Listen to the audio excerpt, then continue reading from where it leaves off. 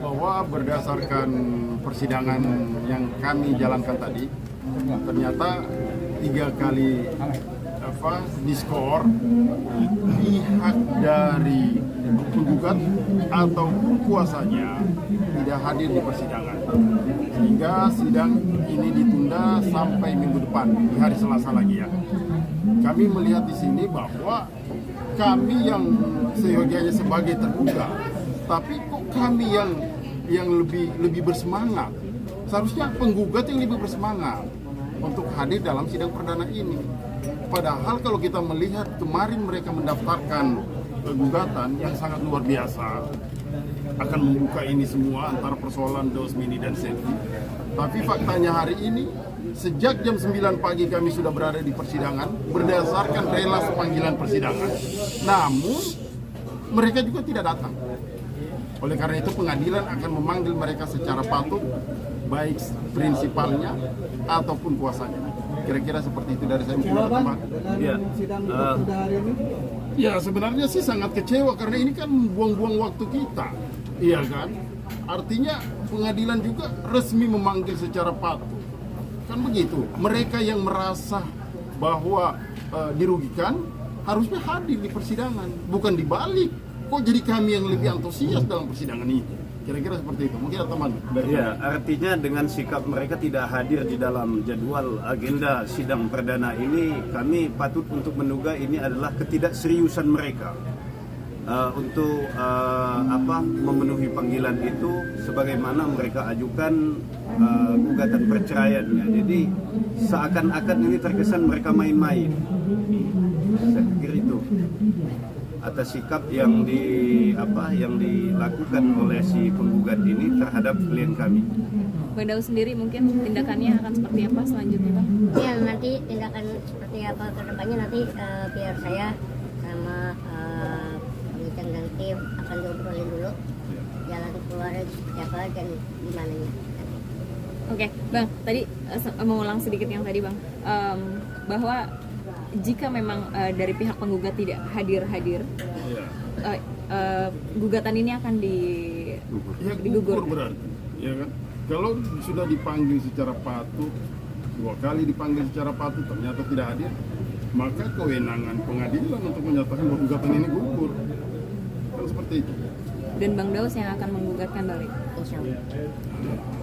Kira-kira seperti itu. Bang, sedikit dong, maaf kalau salah, tapi sedikit mengulas bahwa kabarnya memang ada pihak ketiga dari pihak Selvi juga. Apa itu benar, Bang? Makanya kalau mau buat, kan saya bilang dari kemarin juga kan, Daus bukan tipikal yang istilahnya mau buka-buka aib, Bang. Kan, bukan tipikal Daus banget. Kalau Daus orangnya cukup tahu aja. Dia dari kemarin-kemarin kan teman-teman tahu sendiri kan, dia kan ngoceh-ngoceh segala macem. Nah kan Daus juga diem aja, Daus juga lagi ada acara di luar kota, kan gitu nggak banyak ngomong. Dia mau apa istilahnya bawa ke pengadilan juga, ya udah ayo kita ikutin kan gitu. Tapi nyatanya mana? Kan gitu, teman-teman juga tahu kan dari kemarin siapa yang ngoceh-ngoceh, siapa yang buka-bukan aib kan. Sedangkan kita tuh dari awal sudah yang namanya ada kesepakatan bahwasanya tidak ada yang namanya buka-bukan aib, jelekin satu sama lain. Gitu. Cukup, ya udah kalau mau berpisah secara baik-baik. Tapi kan dari pihak sana yang teman-teman tahu kan ngoceh aja kan gitu. Imbasnya apa sih ke Bang Daus? Mungkin saya jelaskan. Nah kalau imbasnya ya satu nama ya Bang ya, nama baik. Lahir batin ya. Gitu. Yang untuk hal-hal itu Bang Icang lah yang paham dan juga pemuda. Selain itu Bang kayak ke anak-anak gitu. Ya pasti, anak-anak juga kena dampaknya dong. Kayak Babang, kan teman-teman yang ngasih informasi katanya Babang itu sampai dibully, ya kan sama teman-temannya. Dengan pemberitaan yang ada ini. Ya kan? Padahal kan maaf lahir batin, harusnya yang seumuran Babang itu tidak pantas, tidak boleh menonton tayangan atau video orang dewasa, konflik dengan orang tua. Harusnya mungkin langkah yang diambil untuk keluarga, untuk anak itu apa akibatnya itu? Iya, kita kasih pengertian ke Babang. Kemarin juga udah telepon-teleponan gitu. tetap bahwasanya udah istilahnya babang jangan dengerin omongan teman-teman babang yang istilahnya membeli babang gitu kan, karena mereka nggak tahu masalah yang sebenarnya seperti apa, karena belum pantas juga dijelaskan kan gitu, karena masih di bawah umur. Kita ngasih poin ini gitu aja ke babang, tapi selalu ngajarin babang gitu kan, babang harus kuat gitu kan. Jangan pernah mau dengerin omongan orang yang negatif, selalu dengerin omongan orang yang positif. Selalu saya tekankan, babang selalu setuju. Ini kan katanya ketemu sama Selvi. Mungkin tadi ada komunikasi nggak Mas dari Ya. Ketemu cuma papasan di jalan. Ya, papasan di jalan, dia mau nyebrang atau mau kemana saya nggak tahu, sama entah itu siapa. Ya kan, saya juga nggak tahu. Kan. Kalau komunikasi juga tadi kan udah dikomunikasiin lewat abang angkat saya tadi kan juga. Via WhatsApp. Via WhatsApp. Katanya lagi di jalan. Sedangkan ya sudah ada. Sedangkan, tapi kan ya bang ya. Ya, ada tambahan. Jadi terkait sidang perdana hari ini cukup kami sayangkan kepada penggugat yang sudah dipanggil secara patut dan sah tapi tidak hadir. Tentu punya konsekuensi hukum. Kalau kondisinya tidak hadir, sudah dipanggil secara 2 kali ya, nanti akan diputus verset. Nah, sehingga dengan ketidakdatangan ini ada itikat buruk baik penggugat maupun yang wakil dia. Mestinya dia memposisikan diri atau untuk menghargai proses persidangan yang sudah dijadwalkan oleh pengadilan. Nah, makanya tegasnya ini kami sayangkan. Itu statement dari kami. Ya karena kan kita sudah memenuhi panggilan, ya bang ya, kita sudah memenuhi panggilan karena apa yang mereka inginkan sudah kita jalani di setelah kasarnya bang ya. Gitu. Tapi kan dari pihaknya sana seakan kayak memainkan, tidak ada keseriusan lah dalam perihal ini. Nah ini rencananya Bang Daus mau komunikasi nggak sama Selvi? Saya akan meluruskan nantinya kalau udah adem, benar-benar adem. Ya, kalau mau komunikasi mau model apa juga nantinya akan diselesaikan. Tapi kalau saat ini dia sudah istilahnya bukannya gimana ya, masih belum bisa. Ya, kalau bisa ya kayak teman-teman yang sudah ya kan beberapa kali dibilangin bapak bahas gitu kan, bahwasanya kalau teman-teman aja kalau berantem sama teman, aku kecewa sama dia. Kan pasti lama ya kan, diblok dulu ya kan, ntar kalau udah adem udah lupa baru kan dibuka lagi, apa kabar lu kan gitu. Itu pun mungkin dengan Daus.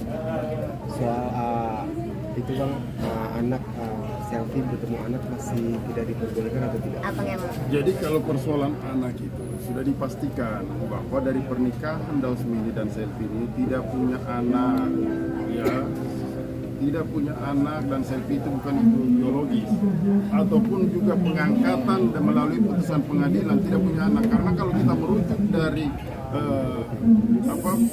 mengangkat anak itu kan rujukannya adalah keputusan Menteri Sosial. Undang-undangnya jelas, peraturannya jelas, dan harus melalui putusan pengadilan. Saat ini itu sama sekali nggak ada. Jadi buat apa kita bahas persoalan anak kalau toh dalam gugatan mereka membahas persoalan anak? Kami pastikan bahwa itu tidak akan mencakup ketika masuk dalam sebuah putusan. Kami pastikan itu. Karena bukan kita bicara masalah asuh anak berada di siapa, apakah berada di Daus atau berada di Selvi.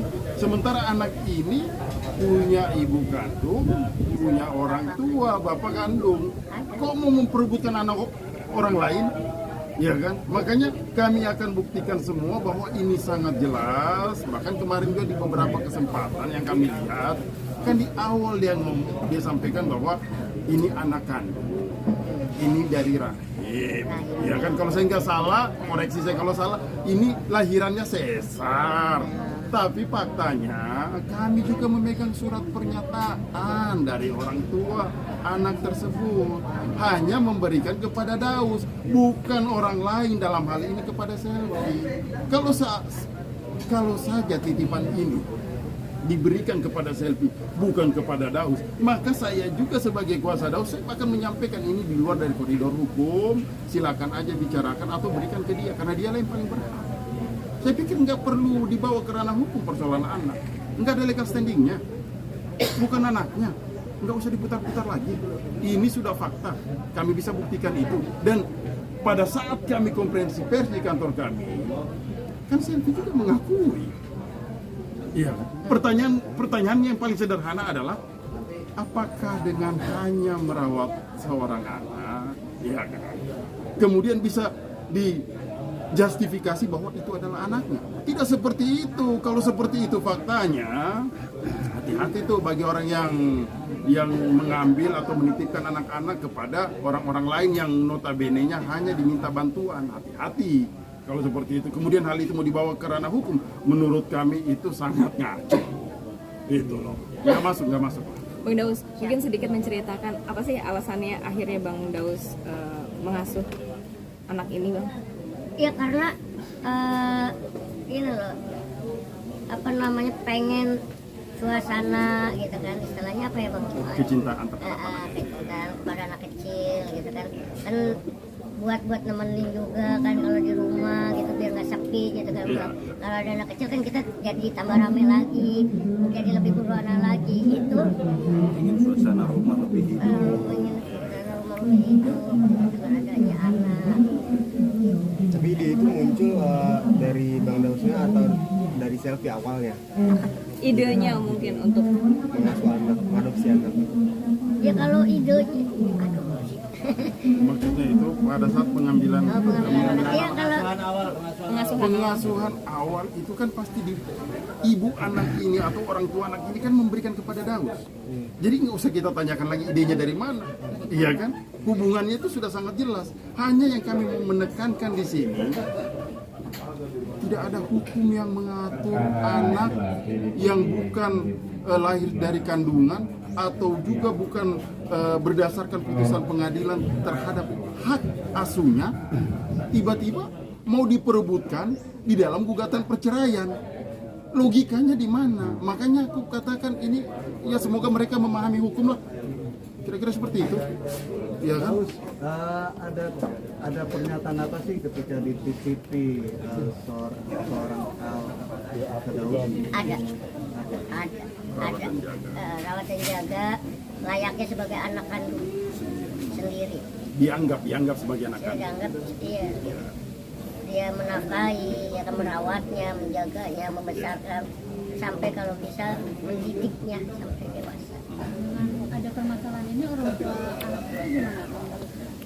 Ya orang tua itu kan istilahnya udah diserahkan ke Daus. Jadi orang tuanya begini, saya juga sudah melihat bukti-buktinya bahwa terhadap anaknya orang tuanya tetap menekankan saya tidak memberikan ke pihak Selfie atau ke orang lain. Saya ini hanya menitipkan anak saya hanya kepada Daus. Jadi jelas, nggak usah lagi diperdebat-debatkan, apalagi mau dibawa ke pengadilan, lucu nanti.